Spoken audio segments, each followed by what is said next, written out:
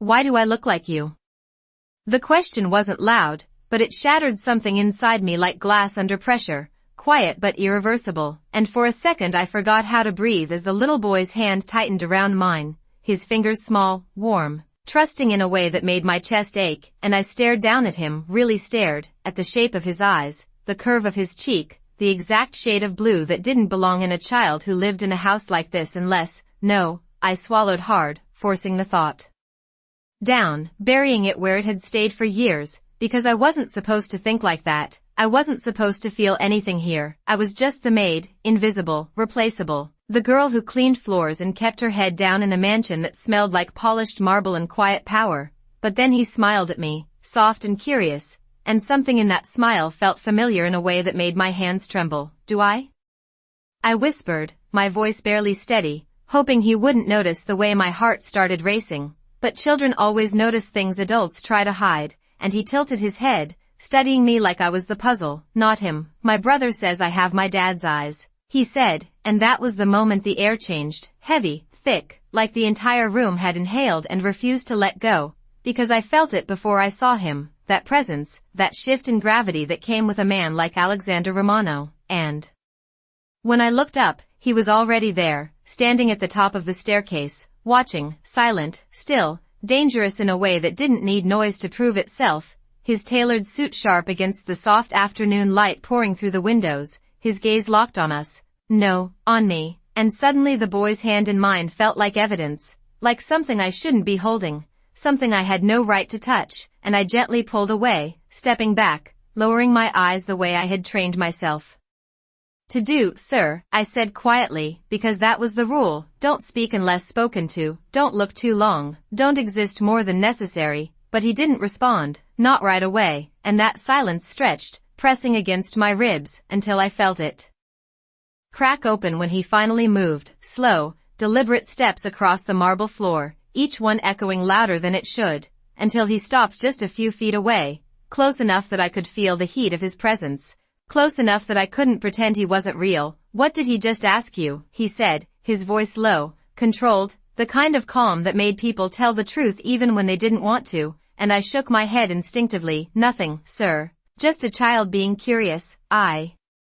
replied too quickly, too carefully, and I hated how obvious it sounded, hated how my pulse betrayed me. But he didn't miss things like that, men like him never did, and I felt his eyes on me, sharp, calculating, reading every breath I took, every tiny shift in my expression, until he spoke again, softer this time but somehow more dangerous. Look at me when you answer, and I did, against every instinct screaming not to. I looked up, straight into those cold, piercing eyes that had haunted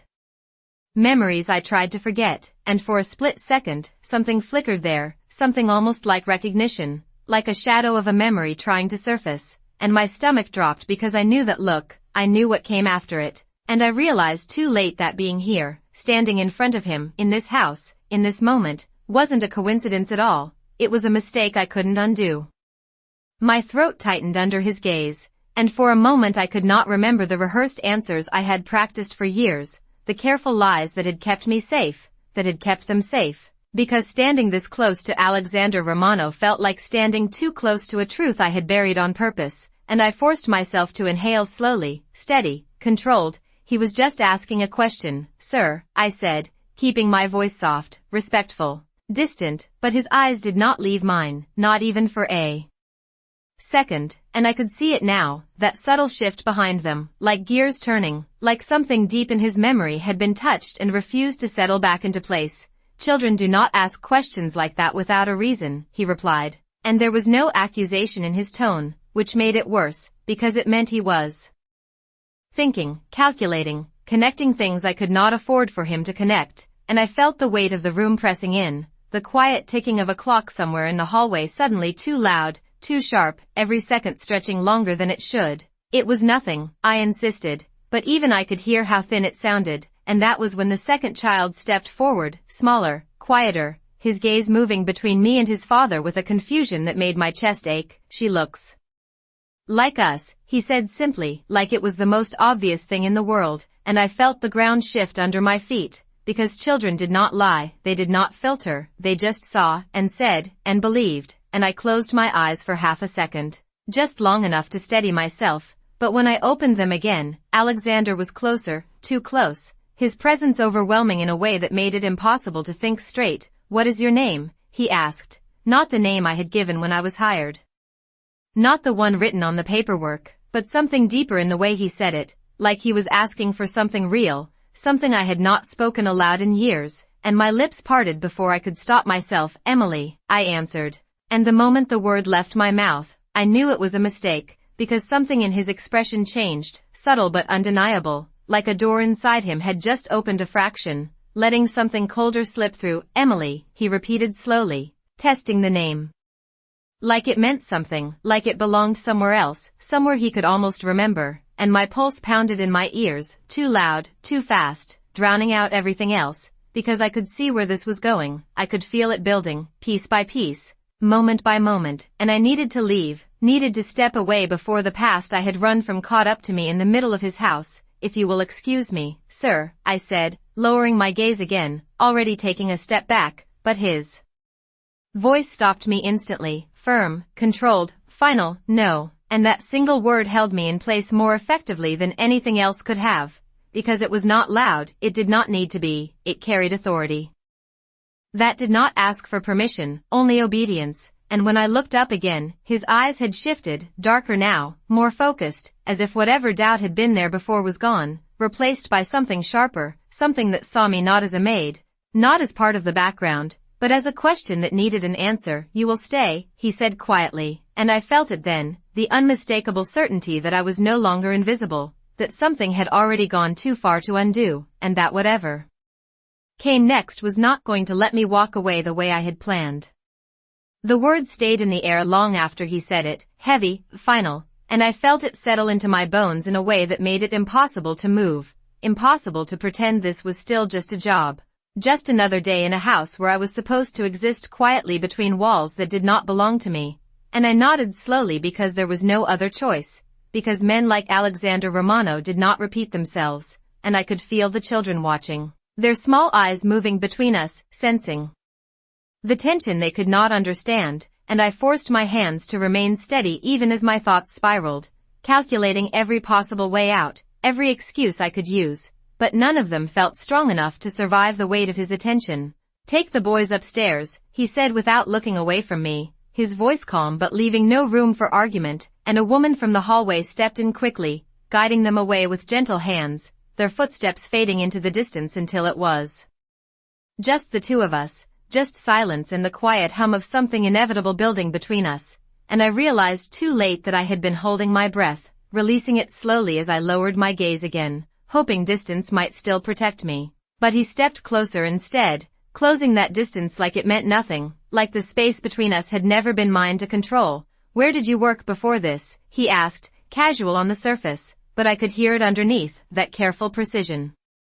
The way he chose each word like it mattered, like it was part of something larger, and I answered the way I had rehearsed, the story I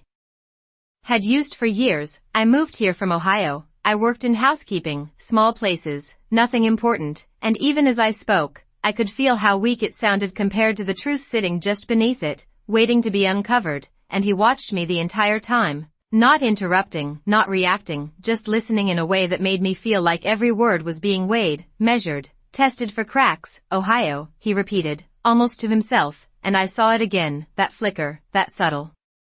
recognition that refused to fully surface, and it terrified me more than anger would have, because anger was predictable, anger could be managed, but this quiet searching, this slow unraveling, it meant he was getting closer, closer to something I had spent years making sure he would never find. "How long have you been in this city?" he continued, and I swallowed hard, forcing my voice to stay even. 3 years, I said, and that part was true, just enough truth to make the lie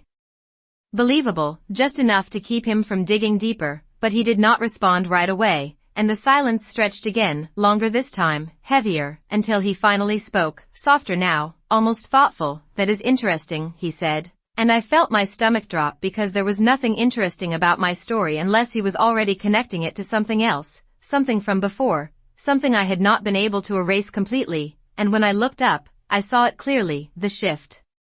in his expression, the moment when suspicion turned into something sharper, something certain. You said your name is Emily, he added, and I nodded, my pulse racing, every instinct telling me to run even though my feet refused to move. Emily what? He asked. And the question hit harder than it should have, simple, direct, impossible to avoid, and for a second I hesitated, just a second, but it was enough. I saw it in his eyes, that hesitation registering, locking into place as proof of something I could no longer deny, and I forced the answer out, steady but quiet. Emily Carter, I said, and the moment the name settled between us, I knew it had changed everything, because his expression did not just shift this time, it sharpened, focused. Like a puzzle piece had finally clicked into place, and the way he looked at me now was no longer questioning, it was knowing. And that was when I understood the truth I had been avoiding since the moment I stepped into this house. I had not come back by accident, and he was not going to let me disappear again. The silence after my name felt louder than anything he had said before, like the entire room had shifted to make space for something neither of us could stop anymore. And I saw it clearly now. The way his eyes locked onto me with a certainty that sent a cold wave through my chest, not confusion, not curiosity, but recognition, slow and dangerous. Carter, he repeated, quieter this time, as if testing how it felt in his mouth. And I wished I could take it back, wished I could pull the word out of the air before it reached him, but it was already there, already his, and I could see his mind working behind that controlled expression, connecting pieces I had spent years scattering, hiding, erasing. I knew someone with that name, he said, almost casually, but nothing about him was ever casual. Every word carried weight, intention, and I felt my fingers curl slightly at my sides to keep them from trembling. It is a common name, I replied quickly, too quickly, and I hated how small it sounded in the vast, quiet space around us. But he did not respond immediately, he just watched me, and that was worse, because it meant he was seeing through it, peeling back layers I had carefully built, and I could feel it happening, piece by piece, like a lock slowly giving way. No, he said finally, his voice still calm but firmer now, not that common, and he took another step closer, close enough that I could see the faint line between his brows, the smallest sign that something was unsettling him, something he could not yet fully place, and I realized then that this was not just about suspicion anymore, this was personal, and that made it dangerous in a way I had not prepared for. Look at me, he said again, softer this time. And I did, because there was no point resisting now, not when the truth was already circling us, tightening with every second, and when our eyes met, something shifted, something deeper than before, because this time he did not just look at me, he studied me, really studied me, the shape of my face, the color of my eyes, the details I had tried so hard to make invisible, and I saw it happen. The exact moment when recognition stopped being a possibility and became something real, something undeniable. His breath slowed, just slightly, but enough for me to notice, enough to tell me that whatever he had been searching for, he had just found it. You have been here before, he said, not a question, and my heart slammed hard against my ribs because that was the one thing I had not expected him to remember. Not after all this time, not after everything that had happened, and I shook my head instinctively. No, sir, I think you are mistaken, I answered. But the words felt hollow even as I said them, because I could see it in his eyes. He did not believe me, not anymore, and he reached out then, not touching me, but close enough that I felt the air shift between us, like a line I could not cross had just been drawn. 3 years ago, he continued slowly, each word deliberate, precise. A woman disappeared from my life without a trace, and my stomach dropped so suddenly I had to fight to keep my expression steady, because I knew exactly who he was talking about. I had always known this moment might come, but I had never imagined it would feel like this, like standing on the edge of something I could not step back from. She had the same eyes, he added, and that was it, that was the moment. Everything I had buried came rushing back, not in pieces, but all at once, overwhelming, unstoppable, and I realized with a quiet, sinking certainty that this was no longer about hiding, no longer about staying invisible, because he was already there, already seeing me for who I had been, and maybe who I still was, and the only question left was how much he would uncover next. The words settled between us like a truth neither of us could escape, and I felt it in the way the air seemed to thin, in the way my heartbeat became too loud in my own ears, because he was not guessing anymore, he was remembering, and that was the one thing I had feared most, not his anger, not his power, but his memory, because memory meant connection, and connection meant everything I had tried to protect was now within reach, and I forced myself to stay still, to not step back, to not react in a way that would confirm what he already suspected, but it was getting harder with every second he looked at me like that, like he was peeling away years of distance with nothing but his eyes. She left without a word, he continued, his voice quieter now, but heavier, like each sentence carried something unfinished, something unresolved, and I could hear it beneath the control, that faint edge of something almost human, almost broken, and it made my chest tighten in a way I was not prepared for, because I had spent so long telling myself he would not care, that he would not notice, that he would move on like men like him always did, but standing here now, I realized how wrong I had been. People do that sometimes, I said, my voice softer than before, not because I wanted it to be, but because the words felt heavier coming out, like they carried more than just a simple answer, and he watched me closely, searching, always searching. Not her, he replied, and there was something final in the way he said it, something that left no room for argument, and I felt my defenses start to crack, just slightly, just enough for him to see through, because the truth was no longer just in his memory, it was in my silence, in the way I could not meet his gaze for more than a second without feeling everything I had buried begin to surface. She would not have left unless she had a reason, he added, and that was the moment it shifted again, because now it was not just about recognition. It was about understanding, about trying to piece together something that had never made sense to him, and I realized with a sinking certainty that he was getting closer to the one thing I had never been able to explain, the one thing I had never been able to say out loud, and my fingers tightened slightly at my sides as I tried to steady myself. You are thinking too much into this, I said, forcing a small shake of my head, but even I could hear the strain in my voice now, the way it no longer sounded like a simple denial, and he noticed, of course he noticed, his eyes narrowing just slightly as if that was all the confirmation he needed. Am I? He said quietly. And then his gaze shifted, not away, but downward, thoughtful, calculating, until it stopped on something I had forgotten was even there, something small, something insignificant to anyone else, but not to him, not anymore, and my breath caught as I followed his line of sight to my wrist, to the thin silver bracelet I had worn for years without thinking, worn because it was the only thing I had allowed myself to keep, the only piece of a life I had walked away from, and I felt it then. The exact second he recognized it, because his entire expression stilled, completely, like time itself had paused just for that moment, and when his eyes lifted back to mine, there was no doubt left in them, no hesitation, only certainty, sharp and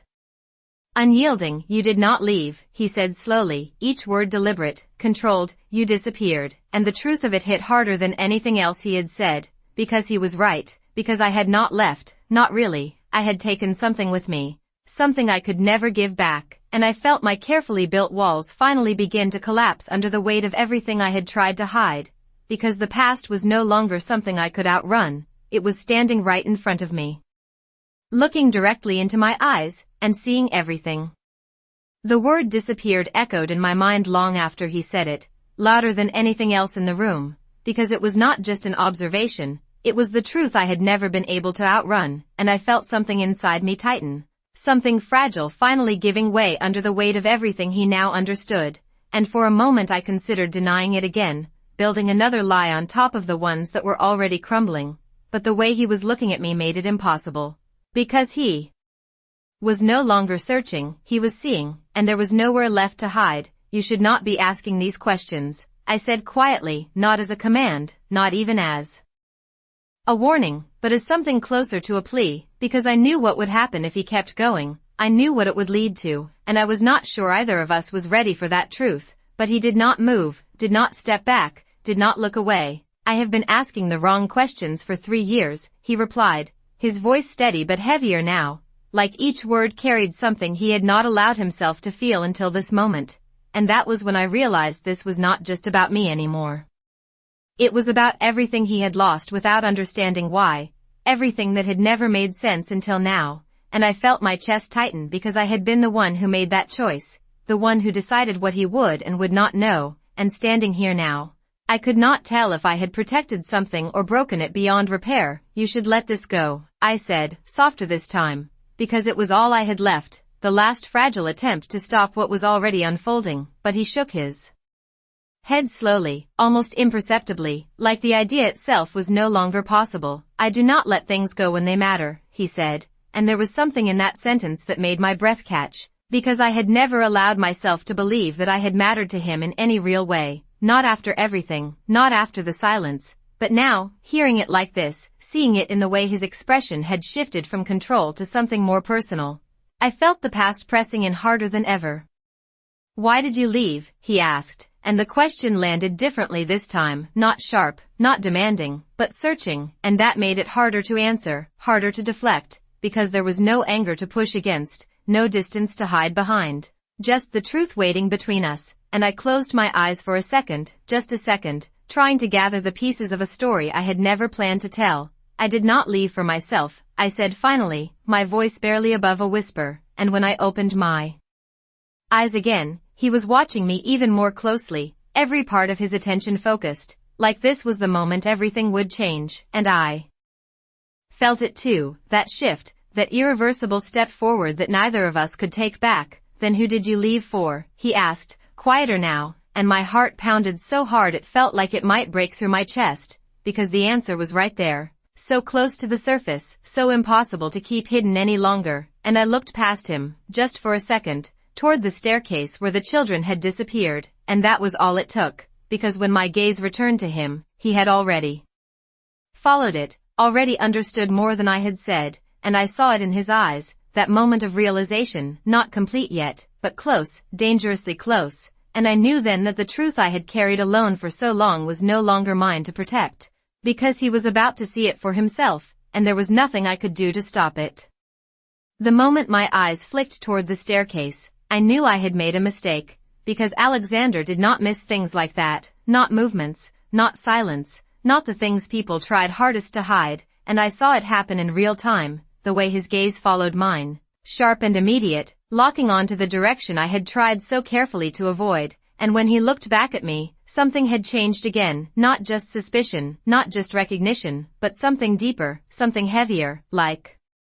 the final piece of a truth he had been circling was now within reach. "They are connected to you," he said quietly, not asking, not guessing, but stating it as something he already knew, and my chest tightened because there was no denying that, not anymore. Not after everything that had already slipped through my control, and I shook my head instinctively, but it was too late. The denial felt empty even before it left my lips. "No," I said softly, but the word carried no weight, no conviction.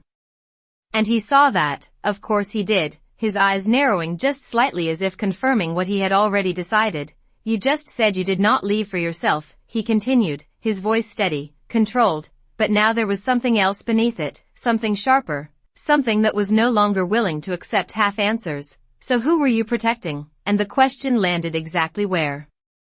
it was meant to, cutting through everything I had tried to hold together, because the answer was right there, unavoidable now, and I felt it rising in my throat, heavy, impossible to swallow back down, and for a second I considered lying again, building one last wall between us, but the way he was looking at me made it clear that it would not work, not anymore, not after everything he had already seen. And I exhaled slowly, my hands trembling just enough that I had to clasp them together to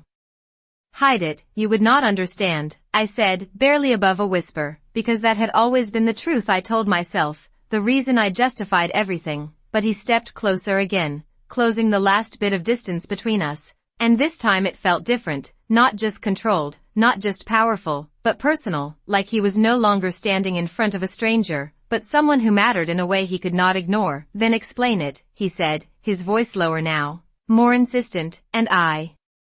could hear it clearly, that shift from control to something closer to urgency, something that made my heart race even faster, because it meant he was not going to stop, not until he had the answer, not until everything made sense, and I realized with a quiet, sinking certainty that I was standing at the edge of a truth I could no longer keep to myself. And my gaze drifted again, not intentionally this time, but because I could not stop it, back toward the staircase, toward the place where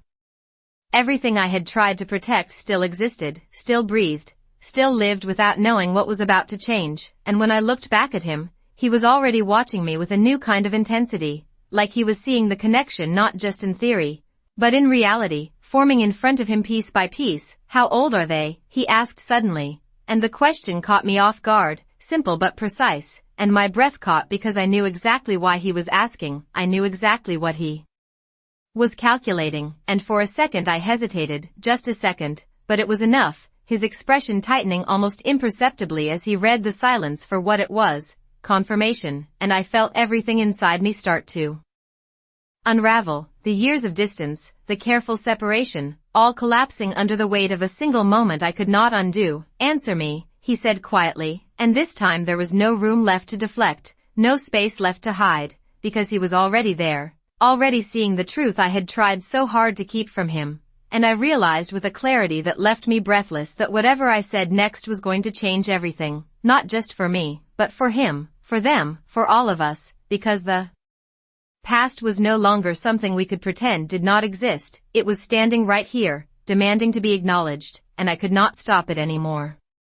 My heart pounded so loudly I was sure he could hear it, every second stretching thinner as the silence between us demanded an answer I had spent years refusing to give, and I swallowed hard, trying to steady my voice, but it came out softer than I intended, fragile in a way I could not hide. They are 5, I said, and the moment the words left my lips, I saw it. The exact second everything shifted inside him, not dramatic, not loud, but precise, like a calculation completing itself with no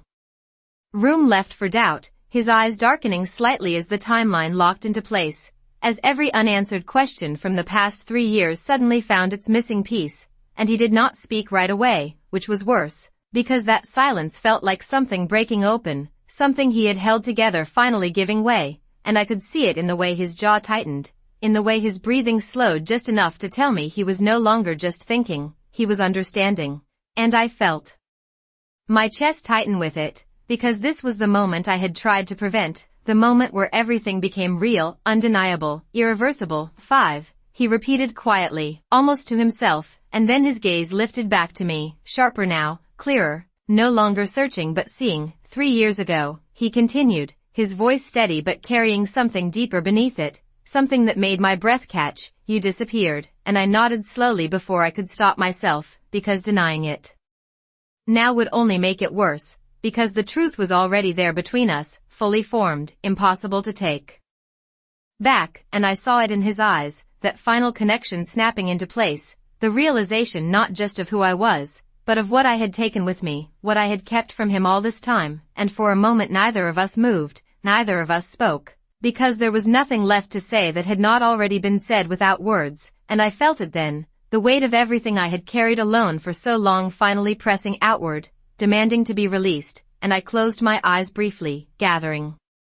what little strength I had left before opening them again to meet his gaze directly. No more distance, no more avoidance, just the truth, raw and unprotected. I did not disappear, I said, my voice trembling but steady enough to hold. I left because I had to, and the words felt heavier than anything I had ever spoken, because they were not just an explanation, they were a confession, and I saw it in his expression, the way something shifted again, not anger, not yet, but something more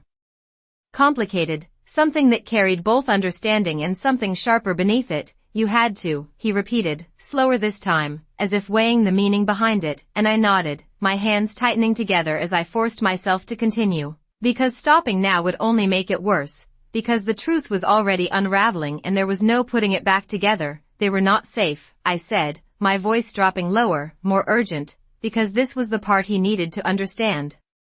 The part that had driven every decision I had made, every mile I had put between us. Not in your world, and the words hung there, fragile but undeniable, and I watched as they settled into him, not immediately, not completely, but enough to shift something deeper, enough to make him pause, to reconsider everything he thought he knew, and for the first time since this started, I saw something different in his eyes, not just control, not just certainty, but conflict, real and unguarded, and it made my chest ache in a way I had not expected, because I had spent so long believing he would never question his world, never see it from the outside, and yet here he was, standing in front of me, trying to understand something he had never needed to before, and I realized then that this was no longer just about the past, it was about what came next, because the truth was no longer hidden, it was right here between us, changing everything. The words lingered between us, fragile but impossible to ignore, and I watched as they settled into him, not all at once, not like a sudden realization, but slowly, deeply, like something sinking beneath the surface where it could not be undone. And for the first time since this began, he did not respond immediately, did not push forward with another question or another demand. He just stood there, looking at me like he was seeing two versions of the same truth at once, the one he had lived with for 3 years and the one standing in front of him now, and I could feel the shift, subtle but real, the moment when control gave way to something more uncertain, more human, and it made my chest tighten because I had never seen him like this before. Not back then, not now, not ever. You decided that for me, he said finally, his voice low, steady, but carrying something heavier underneath, something that was not anger but not acceptance either, and I nodded slowly because there was no denying that, no escaping the fact that I had made that choice without him, that I had taken something that belonged to both of us and carried it away into a life he was never meant to see. I did, I admitted, my voice quiet but firm, because if I was going to tell the truth now, I had to tell all of it, because I knew what your world would ask of them, and the words felt heavier than anything I had said before, because they were not just about the past, they were about everything that still stood between us, everything that still made this moment impossible to resolve cleanly. And he exhaled slowly, the sound almost imperceptible, but enough to tell me that he was feeling it too, the weight of what this meant, the reality that could not be ignored anymore. And his gaze shifted for a brief second toward the staircase again, toward the place where the children were, where his children were, and I saw it then, not just recognition, not just understanding, but something deeper. Something that had not been there before, something protective, instinctive, undeniable, and it made my throat tighten because I had spent years believing he would not be capable of that his world would always come first, but now, standing here, watching him process something he had never been allowed to feel, I was not so sure anymore. They are mine, he said quietly, not as a claim of ownership, not as a declaration of power, but as a realization, something he was saying as much to himself as to me. And I nodded again, my eyes stinging slightly as the truth finally settled fully into the open. No more hiding, no more distance, just reality. Yes, I whispered, and the silence that followed was different this time, not sharp, not suffocating, but heavy in a way that felt like something new was being built from the pieces of what had been broken. And he looked at me again, really looked at me, not as a stranger, not as a servant, but as someone who had carried something of his without him knowing, someone who had made impossible choices and lived with them alone, and I saw it in his expression, that final shift, the moment when everything changed. You should have told me, he said, softer now, and I swallowed hard, because I had told myself that same thing more times than I could count, in quiet moments, in long nights, in every second of doubt that had followed me no matter how far I went. I could not risk it, I replied, and the words were simple, but they held everything I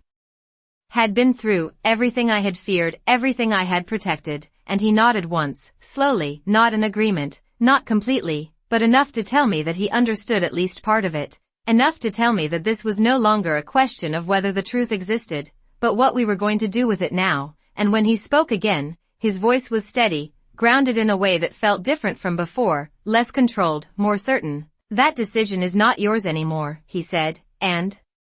I felt it, the shift in power, not harsh, not forceful, but inevitable, because he was right, because the moment the truth came out, it stopped belonging to just me, and I looked at him, really looked.